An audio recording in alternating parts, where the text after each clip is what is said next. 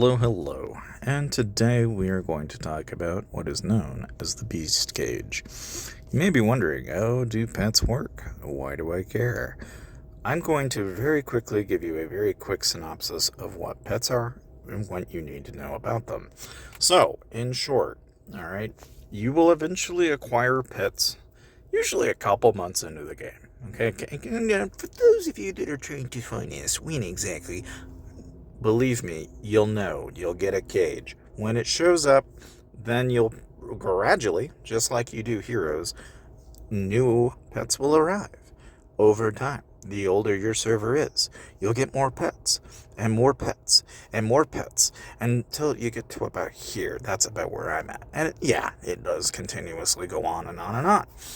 Now, what exactly are they? Well, basically, every pet gives you a set amount of bonuses. You get two little things called the wild mark. And the wild mark is nothing more than something that you use to upgrade said pet. And of course, that is going to give you stats. And each of these pets have a skill. In the case of the cave hyena, you're gonna get construction speed. But of course, the level at which this thing unlocks, well, what do you know? You get to level 50, you get 15%. You get to level 4, you get 12, and so on and so on. So, is this worth investing money and time into? Well, depending on who you ask, most free-to-play players are going to invest into things like Cave Hyena for the construction speed, right? You might go into Arctic Wolf because, hey, what do you know? Stamina. And of course, if you get to the Muskosk, which conveniently looks a lot like King Lamasco some days, but, the main thing is the Burden Bearer gives you a quick auto on your gathering, which you can also use during events that require you to gather. So, like a lot of things in here, okay, the main gist of every pet is that you got to get them up to level 30. And then when you get them up to level 30, conveniently the next pet, when the server age finally comes around, you can then unlock and go to the next. Get to level 30, stop and get to the next, and so on and so on. Now, based on the levels of my pets here, this is going to give you a pretty good idea of how I prioritized it. Which is to say, I got mine up to 50, stopped, went to stamina, got that to 60, stopped, got that up to 50, stopped, got up to 50, stopped, got that to 60, stopped, 50, 50, and 30, then 50, then 30, then 30, then 40.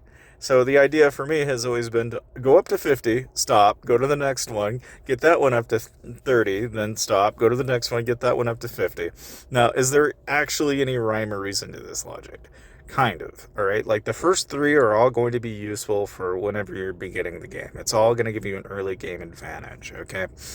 The first two that you unlock here, these are actually going to be noteworthy in the fact that, well, like in the case of the tapir, this is going to give you extra food every day, which, if you're not pay to win, this is helpful. Now, the Titan Rock is the first pay-to-win, I would say, item that gives you a 3.5% HP reduction on your opponents. This is the first item that you're going to grab in the pets section that is going to give you an advantage militarily. Eventually, you'll get the Giant Elk. This is going to give you everything from like a charm to, a design plan from time to time. It's not that worthwhile, in my opinion, over time, but free-to-play are welcome to grab it. Snow Leopard's going to give you some lethality reduction, and it's also going to give you march speed increases. That one's militarily going to make a lot of sense. The Cave Lion, same deal, makes a lot of sense militarily. And then when you get to something like the Snow Ape, well, this is increasing squad capacity. That one is incredibly valuable. Okay, the Rhino, which happens to give you rally capacity, incredibly valuable. And then you have the Saber-toothed Tiger, which increases lethality. Valuable, but not as valuable as the first two there. And then the Mammoth, which gives you a troop defense bonus, which is sort of valuable, but again, not as valuable as, say, the Rhino is to a rally capacity, and the same way that the squad capacity is for the Snow Ape for your individual self. Okay, so in a way, you kind of have a stepping stone on the pets themselves. Now, you do have something called adventures. And adventures, you can do these every day, And basically you have varying degrees of quality. And usually what you want to do is you want to go for your purples, and you really just, in general, you just want to make sure you've got a pet running on the treasure spots, because they're going to give you pet food as well as common wild marks and taming manuals. Now, you may be wondering, what exactly are the taming manuals and why do I care? Well, you got to use a certain amount of pet food, and then at a certain level you're going to need taming manuals to level them up past that. So like in this case, I need energizing potions, I need strengthening serums, and I need training manuals in order to progress to the next level. And of course, the cost behind this is the serums are going to be the most expensive. The next expensive is the energizing potions, and then the cheapest is the manuals. Now, if you're wanting to know, like, well, what's the best way about acquiring these serums, you can either go and grab them from the arena, you can get them in Alliance Championship, or you can get them in the mystery shop, or you can buy a Pet Weekly card and pay your way through it. Honestly, I would say if you're actively wanting to upgrade your pets, I would go through the championship shop. And the reason why I say this is because when you look at what you actually get in the shops themselves, and not to say that you can't potentially go through the mystery shop, and that's totally an option. You can get them on a reduced price, and you could conceivably go through and do it here also in arena, which is $2,400, which, mind you, it's not cheap. Like, you can do it if you're not going to be going for mithril, for that matter. But the nice thing about going through, say, the Alliance Championship shop here is that when I'm picking up manuals and energizing potions, this is pretty trivial as far as going about acquiring them. So it's not going to be as difficult. And so for that reason, you kind of bounce between going to arena and you go to Alliance Championship for the energizing potions. Now, as far as like the State of Power shop goes, as you might have noticed, this is still, in my opinion, really the only place where you really, if you spend any time doing anything in it, you pick up fire crystals most of the time. At least that's what I do. I think it makes the most sense, because if you're not going to spend your way through fire crystals, then this is really the only legitimate way I think you're going to get them without having to spend. Now, Canyon Shop is a little different of a story, because yes, there are some options to grab some serums in here. I think if you're, competitive inside Foundry and Canyon, you're going to find that Canyon's going to give you some serums from time to time. But as far as all the items are concerned, and Foundry in particular, I mean, really about all you can gather out of Foundry that matters is, it's normally going to be your gear and stuff like that. Championship, I think, is where you really ought to be picking up your energizing potions. And so for that reason, between Canyon and Championship, you're really going to be bouncing between grabbing energizing potions, taming manuals, but most of the priority in here is going to be towards the serums. That, if you're working on pets anyway, that's the way to go about it. And then anything extra, most of the time, are going to have to come out of the arena shop if you want to actually expedite that as a free-to-play.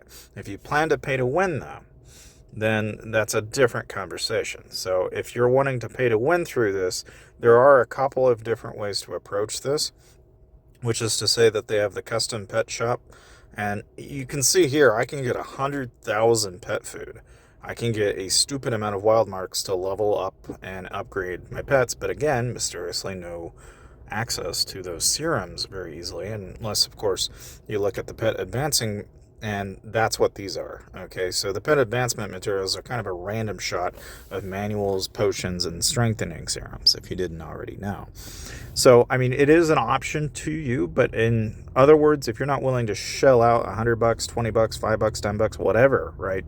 You could also go down the regular pack route, and let's say you just want to pick up some value over time and you're not too crazy about spending a stupid amount of money, then really about the only option you can see here is they create a lot of these individual packs where it's a $1 to one item value, which, I mean, for what you're after, you're getting mostly resources, really, and I don't advise anybody really approach it that way. Like, you're probably going to get more value out of going to the mystery badge route than you are to buy them directly in here, okay?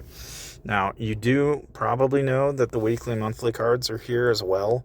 And again, this is where you can buy, a set number of these and get them back. And every 7 days, you're going to get some of those items back. That, to me, worthwhile. Yes, I think if you're planning on upgrading your pets and you want to have that long-term benefit, then that's really where it's at.